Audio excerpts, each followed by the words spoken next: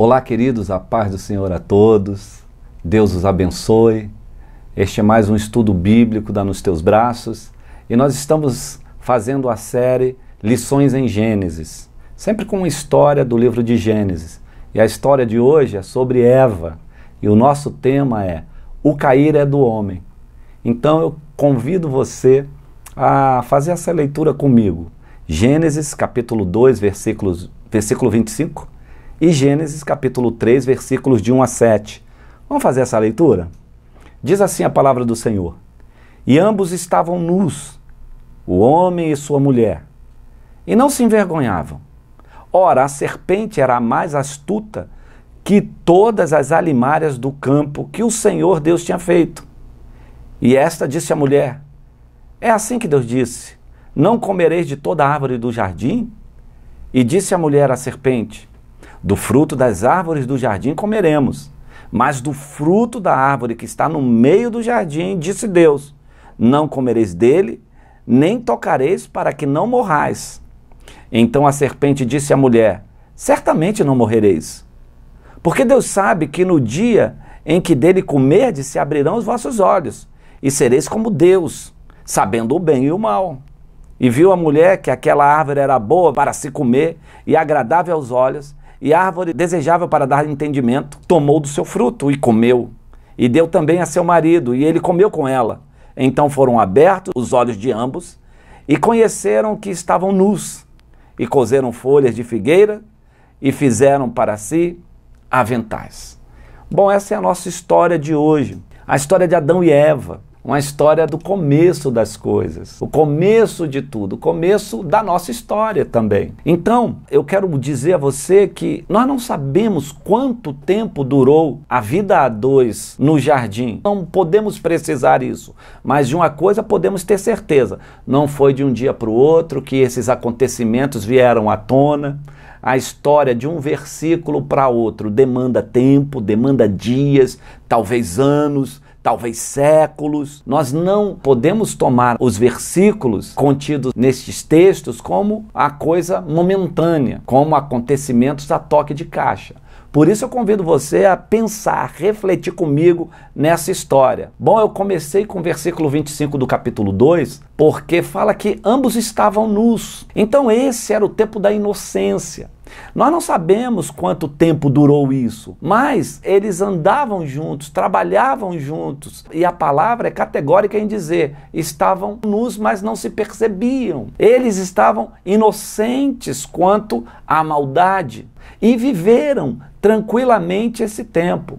Então nós chamamos esse tempo de tempo da inocência. Muitas vezes a gente precisa voltar a esse tempo. É isso que Jesus disse, que nós precisamos voltar a ser criança, né? Quem não se tornar, pensar como uma criança, não entra no reino dos céus. É mais ou menos quem não tiver inocência, santidade, pureza, inteireza de coração, esse dificilmente vai ver o reino de Deus. É nesse contexto que Jesus fala do reino dele e da posição do homem quanto à santidade e à pureza. Porque o tempo de inocência é importante. Sabe quando você até erra em alguma coisa, mas sem intenção da maldade e sem culpa em acontecimentos que possam trazer algum tipo de transgressão? Então a Eva estava muito tempo com Adão, muito tempo, passeando naquele jardim, ajudando a cultivar o jardim, ajudando o seu marido Adão. Mas, repare, no capítulo 3, lá no versículo 1, aparece um outro personagem, aparece a serpente. E parece já que a serpente tem muita intimidade com a mulher. A gente acha que isso aqui aconteceu rapidamente. Não, houve um período de conhecimento, ninguém chega para o outro já arguindo no nível de intimidade, ninguém abre sua intimidade, senão com o tempo. Então, logo no capítulo 3, Moisés, que teve a revelação desse Gênesis dado por Deus, o Moisés escreve que, olha, havia uma serpente. E ele já leva logo a serpente a fazer uma pergunta a Eva. Então, quem era essa serpente? Certamente Satanás tomou a serpente para usar a serpente para tratar com Eva durante um tempo e fazer-se amigo da Eva. Ele usa a serpente, então essa serpente aparece. E a palavra do Senhor diz que essa serpente era Satanás, porque Satanás tomou. E diz que essa serpente ela se tornou homicida desde o começo. Então a serpente era Satanás mesmo. E ele abre um diálogo. Mas para abrir um diálogo, ele não pode vir com essa figura que nós achamos que é Satanás, de chifre e com aquele ódio todo. Não, vem com palavras amigáveis, com palavras que seduzem, que atraem. Então houve um longo período que eu chamo de tempo de sedução. Um período onde as conversas entre a serpente e Eva avançaram. Um período onde ambos estavam já se sentindo íntimos. Então esse tempo de sedução, Satanás faz muito bem. Não é de um dia para o outro. Quando Satanás quer seduzir alguém para derrubá-lo, é tempo. Uma coisa no personagem Satanás é que ele sabe esperar. A gente não, mas ele espera o tempo certo para dar o bote. Assim é uma serpente. Ela observa, ela é muito paciente. Ela observa a sua presa para dar o bote. A serpente é assim. Então houve um tempo de sedução, até a pergunta crucial de Gênesis capítulo 3. Até essa pergunta, esse diálogo avançou e criou essa intimidade. Intimidade a tal ponto que a serpente faz uma pergunta a Eva, dizendo assim: é assim que Deus disse? Não comereis do fruto da árvore do jardim? Ela já entrou numa questão espiritual, uma questão de intimidade da mulher com Deus. É assim que Deus disse? Aí existe outro fato nessa história. É que a Eva estava muito mal instruída. Eu não sei se ela foi instruída por Adão, porque quando Deus dá uma ordem a Adão, essa ordem ele disse: Adão, da árvore do conhecimento do bem e do mal não comereis, porque o dia que você comer, você vai morrer. Essa é a instrução. Mas quando a serpente pergunta a Eva sobre a árvore, ela acrescenta algumas coisas. Por exemplo, ela diz: olha, o Senhor disse que da árvore que está no meio do jardim, eu não posso comer nem tocar. Então ela dá uma resposta diferente da instrução que Deus havia dado a Adão. Ela coloca a árvore no meio e ela diz que nessa árvore ela não poderia tocar, além de não poder comer. Então ela já estava seduzida. Se a árvore estava no meio ou não, o Senhor não disse isso a Adão. Mas a Eva, se ela colocou alguma coisa no meio, permita-me pensar que a Eva também focou nessa árvore. Ela estava seduzida pelo fruto. E tudo que seduz o homem, ele fica como um alvo, fica como aquilo que está no meio, aquilo que só eu consigo ver. Ela pode estar em qualquer lugar, mas ela se torna o centro do nosso desejo, o centro da nossa vontade. Então a Eva, a dona Eva, ela estava seduzida não somente pelas palavras da serpente, mas pela árvore, e colocou aquela árvore como o centro da sua vontade. E nesse momento, penso eu, que ela deixou também de ser aquela ajudadora idônea, porque quando você foca em algo, quando alguma coisa está no centro da sua vontade, é sobre ela e nisso que você vive e pensa. Então as outras coisas se tornam em segundo momento, num segundo plano. Essa é a história. O restante, meus queridos, vocês já sabem. Eva come do fruto e dá ao seu marido. Não vou entrar na questão onde estava Adão, se Adão estava junto, do lado. Não. Eu sei que ela foi seduzida e posteriormente, não sei quanto tempo, no mesmo dia ou na mesma hora, Adão comeu do fruto. E ambos morreram. Mas morreram, mas continuaram vivos. Eles perderam a comunhão. Eles perderam a inocência. Eles se viram nus. Essa é a história que eu quero trazer para você hoje. Mas que lições nós podemos tirar dessa história de Eva, né? Eu não diria Adão e Eva, mas de Eva propriamente dito. A primeira lição que eu gostaria de deixar para vocês é a seguinte: você pode estar caído sem ter pecado. Isso é possível? Alguém estar caído sem pecar?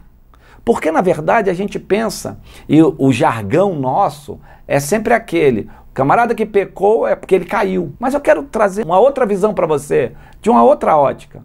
Eu queria dizer para você que talvez fosse o contrário. Eva caiu porque pecou ou pecou porque estava caída? E eu quero ficar nessa segunda parte. Eu quero focar nisso, dizer que a Eva, ela pecou porque já estava caída. E esse cair eu quero trocar por seduzida por uma pessoa focada, uma pessoa que agora só tem um pensamento, a árvore do bem e do mal. Então a primeira lição é essa. Eu quero dizer, você pode estar caído sem estar em pecado. Quando isso acontece? Meu querido, quantos irmãos já perderam o foco, já perderam aquela alegria de estar na igreja, a alegria de meditar na palavra do Senhor. Eu quero que você reflita nisso. Quando você perdeu a alegria pela palavra, quando a igreja já não te é mais o primeiro plano, quando as pessoas, os irmãos você se tornou indiferente a eles, quando o louvor passou para você ser algo repetitivo e cansativo, você precisa começar a sondar a sua mente, rever valores. Talvez você já esteja caído, você já esteja seduzido por outra coisa, porque quando nós estamos apaixonados pelo Senhor, o primeiro amor é aquilo, queridos, que faz a gente ter alegria pela palavra, sermos sedentos por estar na presença de Deus, amamos louvar, amamos adorar, amamos estar perto das pessoas, queremos ajudar pessoas, e isso é uma essência de quem nasceu de novo. Agora, muita gente e muitos convertidos, né? De muito tempo de casa, você tem que sondar nisso. Se a palavra já começa a não te nutrir tanto, você só põe defeito nas coisas. Tem gente que fala, por mim tanto faz como tanto fez. Se fulano está feliz, se está triste, se meu irmão precisa disso ou daquilo, você é indiferente às pessoas, indiferente aos projetos de Deus. Eu tenho uma notícia para te dar. Tu tá caído, tu perdeu o foco. E isso é cair, você está seduzido por outra coisa. E qual é a outra coisa? Nós sempre temos um foco na vida. Alguma coisa entrou no lugar. Alguma coisa começou a te levar a deixar de ver as coisas de Deus. E a Bíblia diz que nós somos seduzidos pelo mundo, pelo sistema. Além de lutarmos contra a nossa carne, contra o diabo, tem o sistema do mundo. O mundo nos atrai, as coisas nos atraem. Nós estamos vivendo na geração que tem mais entretenimento de todas as gerações passadas. Hoje, num tocar de uma tecla, a gente tem um mundo diante dos nossos olhos e todos vocês sabem disso. E quando você está seduzido por isso, seduzido pelo mundo, pelo sistema do mundo, e eu não diria somente prazerosos, eu não estou falando aqui de pecado, de sexo, de droga, eu estou falando de foco. Agora meus olhos estão no meu bem-estar, no meu lazer, e isso é pecado? Não. Mas o homem de Deus, o homem que nasceu de novo, até das coisas comuns, ele se afasta. Até daquilo que normalmente não é pecado, ele se afasta.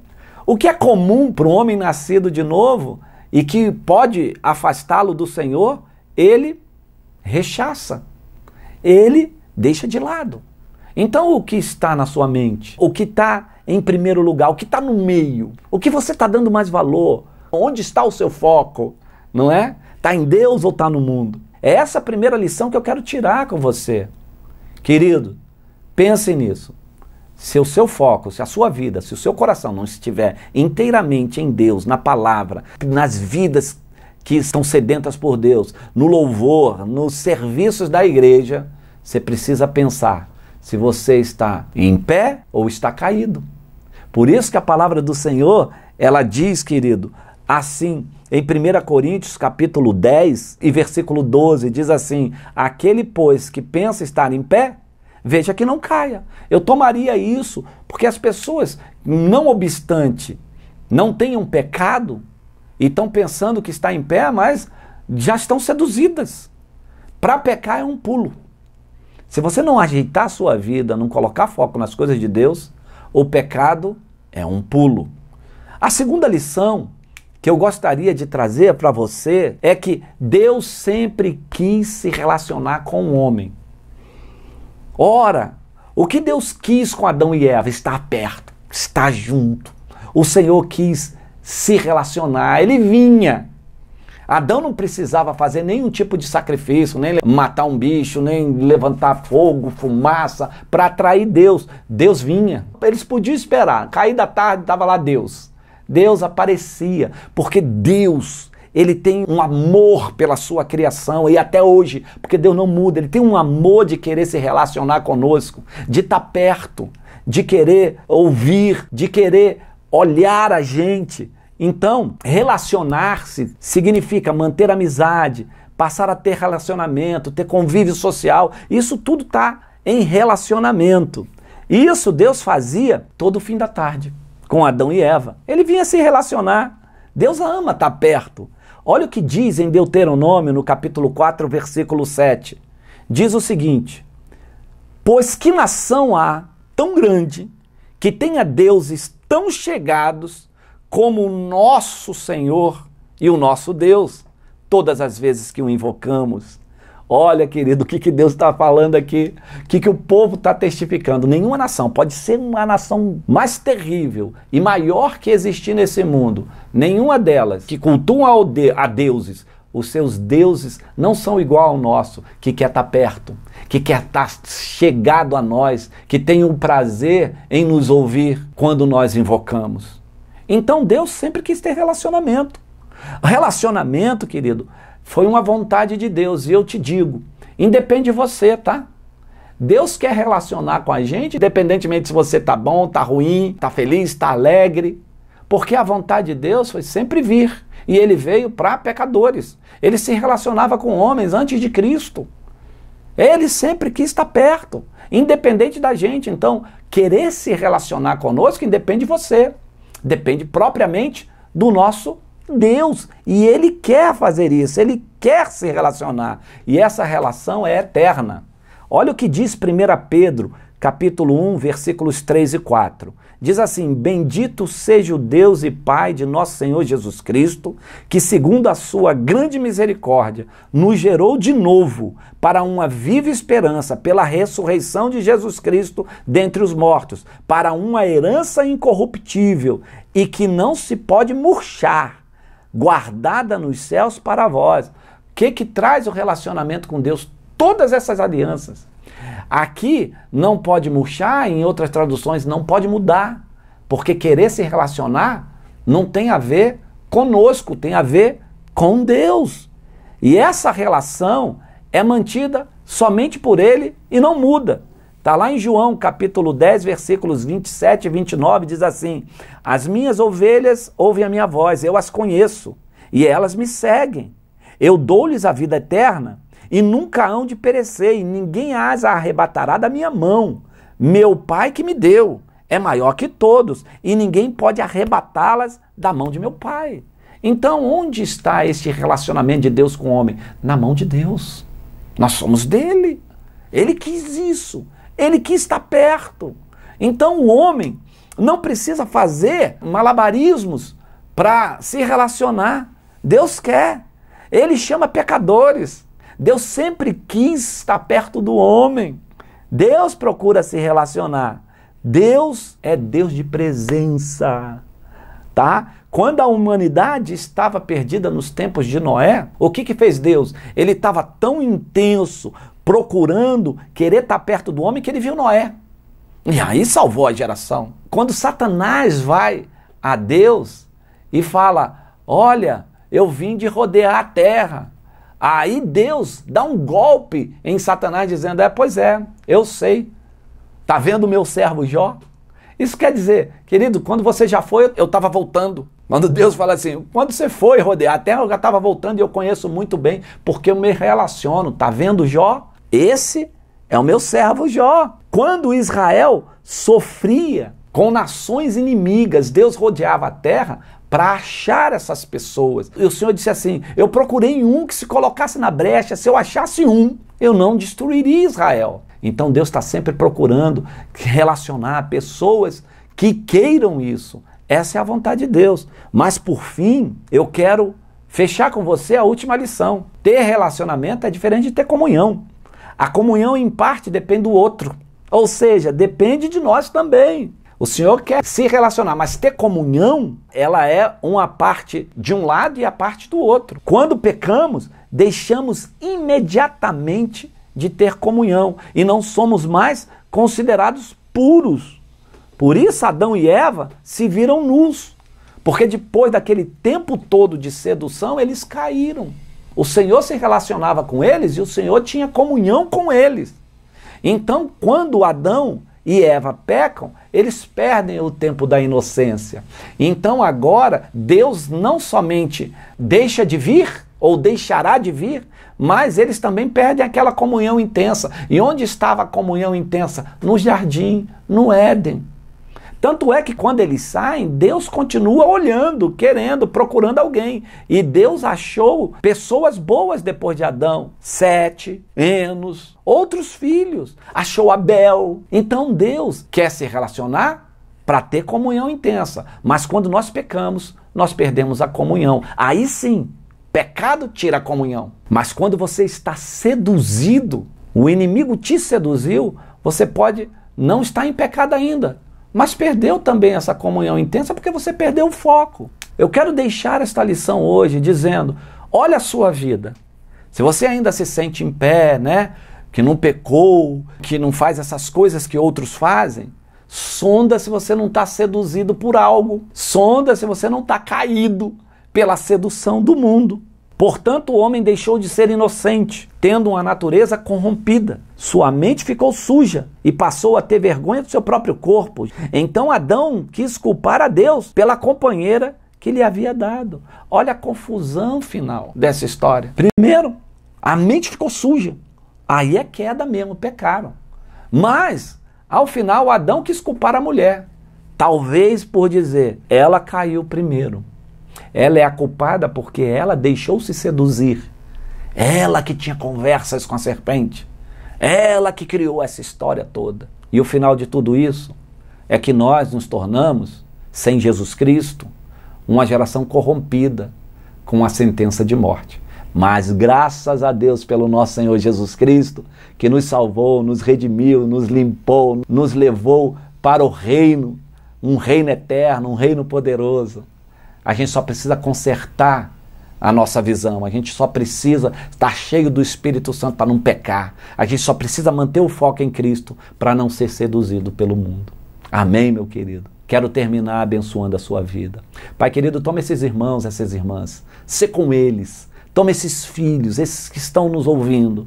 Senhor, gera vida, porque o Senhor é Deus de vida, o Senhor é Deus que opera milagres sempre quando nós invocamos. Eu declaro vida de Deus nesses lares, em nome de Jesus. Amém e amém.